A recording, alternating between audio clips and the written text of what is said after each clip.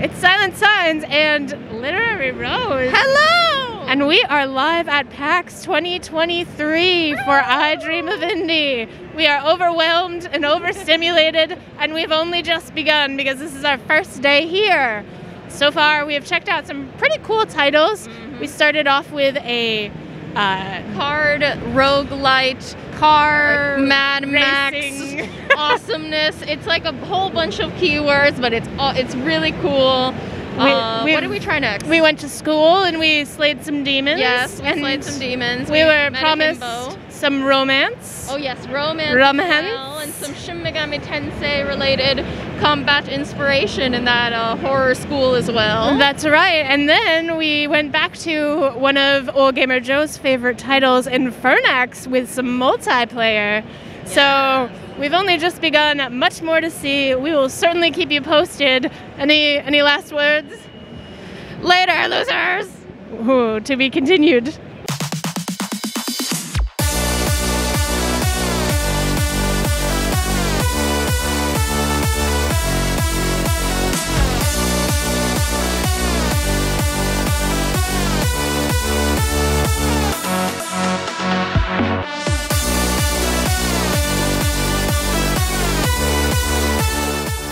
Alright, so it's I Dream of Indie. We're here with Demonschool. So can you tell us a little bit about where the inspiration for this game came from?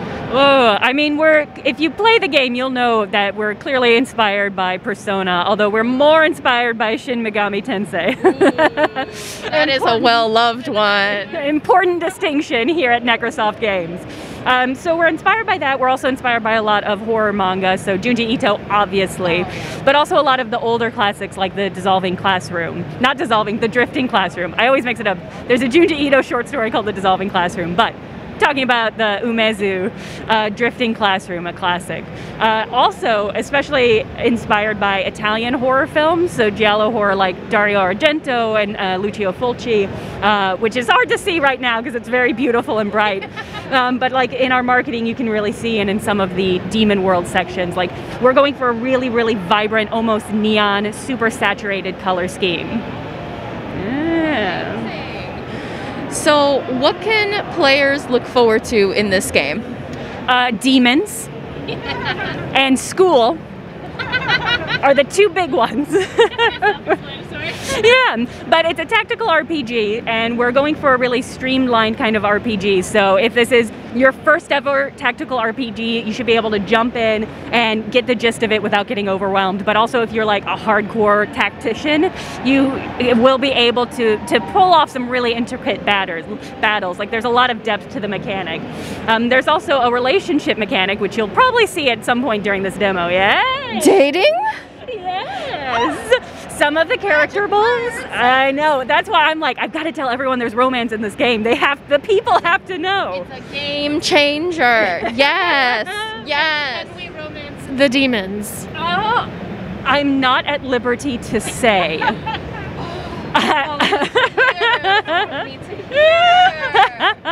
How exciting. Okay. What can you tell us about the story? So, the main character is Faye, and she comes from a long line of demon hunters, but she has never seen a demon in her lifetime. They've been more or less extinct. So she came to this island because she heard that there were demons afoot, and also because they had a good college curriculum that she really wanted to take part in. So she came here to put her theoretical knowledge to work. And she has found that there is indeed some sort of demonic presence on this island trying to cross over into our world. Again, just a little bit reminders of Buffy here as well. I love that in this universe you pick where to move, not just school, but also are there demons? Can I slay demons? And can you romance demons? Who's to say? Oh, we don't know. Yeah. So where will this be? When will this game be out? Where can we play it? So it'll be out by the end of 2023. We don't have a firm release date, but it'll probably be towards the end of the year. And it'll be out everywhere except for mobile. So you got Switch, you got Steam, Xbox, PlayStation, everywhere. But we are going to have a public demo coming out in May. So if you don't get to play through the boss battle, you can do that then.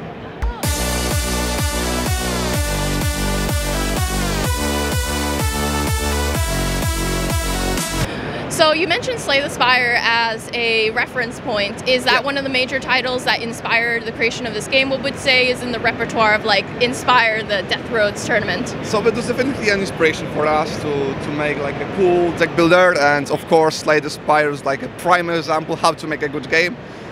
So yeah, I can completely agree. That was one of the inspirations for and starting points. And of course we like movies like Mad Max, Death Race 2000 and Car Wars, so actually went with some crazy vehicular combat style of the game, and yeah, this is Death Roads. Oh, fantastic. So what are your looking forward plans to, like, is your team thinking about moving this also to other consoles perhaps?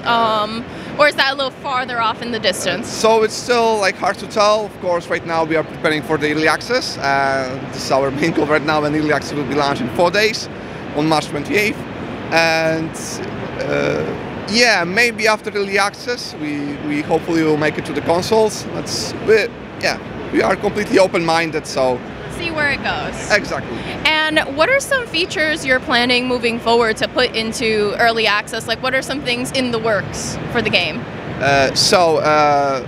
Definitely a new content throughout the early access, new drivers, new cars, new enemies, new mechanics and new status conditions to the game. There will be some changes to the main city, CCT, maybe a new boss, hopefully.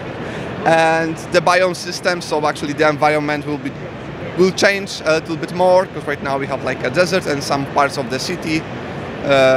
And there is a weather system in the making, but I don't want to give any more explanation. This is still something we are something that we are considering to add. If we'll make it, not sure. You know, game development is hard, so of course some features will make it, some features will not. But yeah, there are definitely a lot of stuff that will come to the game, and the game is very rich in content and some cool mechanics to explore for the players. No, I've never seen a game like this. I've never seen the card roguelike genre taken anywhere near this. So, and just one last question, just out of curiosity, how long have you been working? Has your team been working on this game? So we started at the end of 2019, 2020. So like between those 2 years. And we started with the digital game, and that's a fun fact, we have a board game as well. Yeah, we have it with us just to showcase. We launched a Kickstarter campaign 2 years ago in the middle of 2021. And right now we are shipping the board game to the bakers. This is the game, we made it, and now we are coming back with the digital game. Awesome. Finishing it actually, because it all started with the digital. That's amazing. Well, thank you so much for your time. This is a fantastic game, and we're going to look forward to showcasing it to get more people to know this is here, to get it, to play it. Glad to hear it. Absolutely. Well, yeah, thank you so much. Enjoy PAX.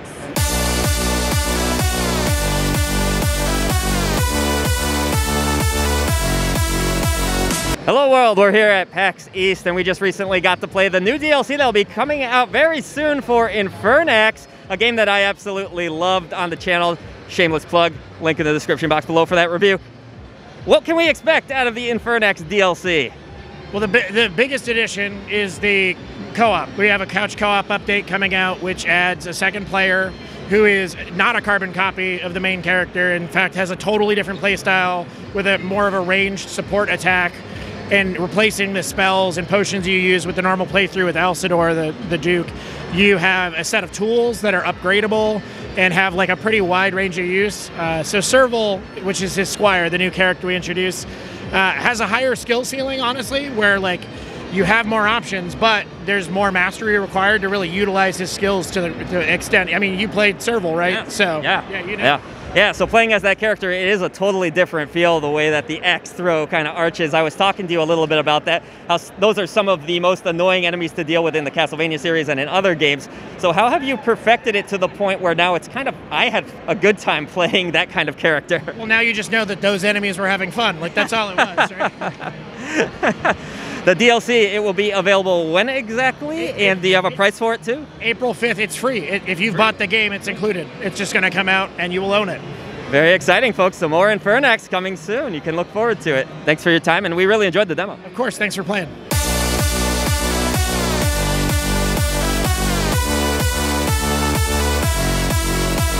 SilentSigns here with I Dream of Indie at PAX East 2023. This is our second day. We are already exhausted, but there's still so much to see, and we just finished up at the Raw Fury booth. So do you want to tell us a little bit about the games you have here today? Sure. We have a lot of games because we're Raw Fury and we do a lot of different things.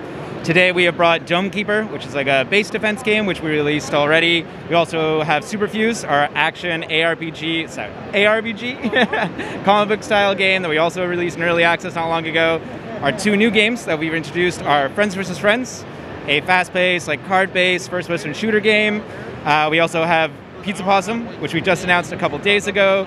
The whole premise of that is you are a hungry little possum trying to use as much food as you can. Yes, I just finished up with the Pizza Possum demo, and I must say it was fantastic. It's like a very cozy game, but with a little bit of strategy to it, a little bit of stealth. Yes. You gotta hide in the bushes and eat all the pizza, which is... Eat all the food, don't get caught. Yeah, it's how I try to live my life as it is. We also played some Friends vs. Friends, and I got my ass kicked. So you want to tell us a little bit about what sets Friends vs. Friends apart from other shooters? Yeah, so because there is a card element to the game and the cards will dictate your abilities and what you can do, instead of your traditional first-person shooter, you have a little more strategy to it. There's skill will only get you so far if you can combine strategy with the cards that you play. So you're able to use combinations to gain the upper hand. And I think that's what sets it apart and makes it unique. I blew up the world, so it was great. And is there a release date? Not yet, but DVD. soon. This year, we are hoping. Great. Well, thank you so much, and thanks for letting us play the games. Yeah, thanks for stopping by. Hello again. We are finding ourselves in another booth with Yacht Club Games, taking a little sneak peek at Mina the Hollower. So can you tell us a little bit about Mina the Hollower? Yeah, of course. So Mina the Hollower is our newly announced upcoming title. It's a love letter to the Game Boy Color. It is a top-down action adventure game, and we're really excited for fans to get their hands on it eventually soon.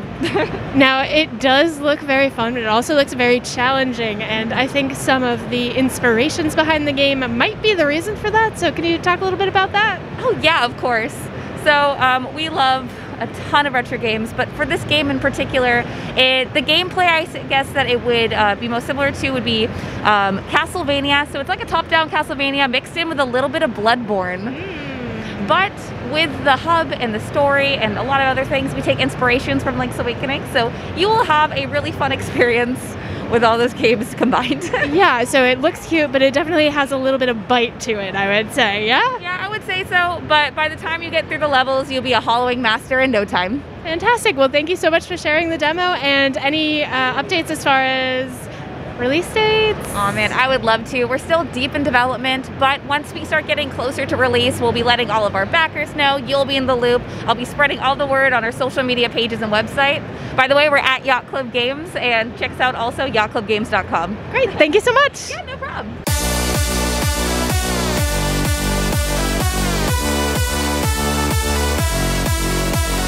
Hello everybody, we are once again here at Pax East with Graffiti Games, who have a new Turnip Boy game launching. So what was the idea behind this sequel, and how have things been since the original launched? Has it been obviously quite successful to be able to do a sequel now, right? Yeah, it's been great. And to answer your first question, we just kind of thought, like, what's the dumbest crime that we can escalate to? You know, we feel like with tax evasion, we were like here, and we're like, how can we be here? Yeah. So giving him a gun and kind of just letting him go ham on a bank, you know, is kind of the logical next step. We were definitely like, how can we make him more chaotic? And giving him a gun was the logical answer to us.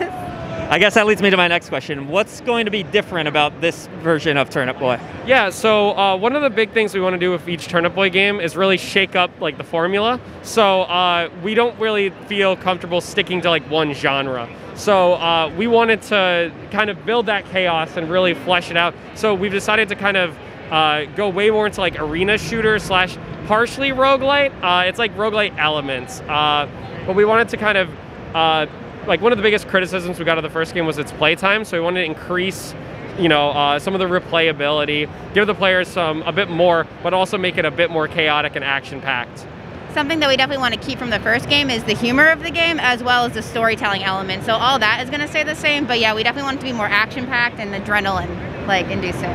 So then how do you balance old fans coming onto the new game? Do you worry at all about them not being as interested in some of the new mechanics? How did you kind of balance that act? So one of the pillars to our company is accessibility. We build our games with a ton of accessibilities inside so that players can kind of fine tune and tweak the game. It's not present in the demos, but when you play the game, the full game, the game asks you if you want to play.